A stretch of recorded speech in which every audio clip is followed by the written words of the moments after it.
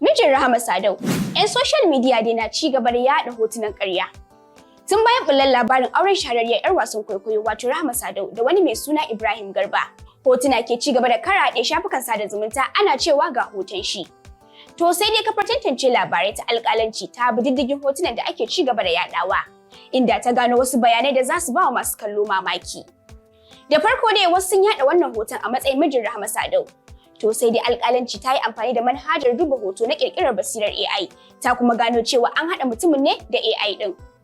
Haka zalika an gano cewa an yi amfani da hoton Rahama Sadau wanda ta ɗauka tun a shekarar 2019 tare da abokin aikinta wajen haɗa wannan hoton da ake ci gaba da yaɗawa a matsayin mijinta. Na biyu kuma an wallafa wannan hoto a matsayin mijin nata. To sai dai binciken alƙalanci ya nuna cewa wannan hoton da ke wani shiri ne da ta yi na turanci wato What and Revenge. Wannan hoto shine a farkon shafin shiri na ɗaya na shirin fim ɗin. Na uku an wallafa wannan hoton shi ma a matsayin hoton mijin nata.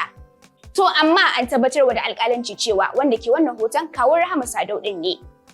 Na huɗu kuma wasu sun sake wallafa wannan hoton inda suke ikirarin cewa mijin Rahama Sadau ɗin ne. To sai dai binciken alƙalanci ya gano cewa wanda ke tare da ita a hoton sunan shi Comrade Mahmud Muhammad wanda tuni ya taya Rahama Sadau murnar aure. Ma'ana dai 'yan social media suna canza masa suna zuwa Ibrahim Garba kuma sun ɗaura masa aure da Rahama Sadau ɗin. Har zuwa yanzu dai ita amarya Rahama Sadau bata wallafa hoton mijin nata ba. To ko me yasa mutane ke wallafa hotunan ƙarya? Ku ci gaba da bibiyar kafar tantance labarai bin diddigi da bincike ta alƙalanci a www.alƙalanci.com domin kare kanku daga labaran ƙarya.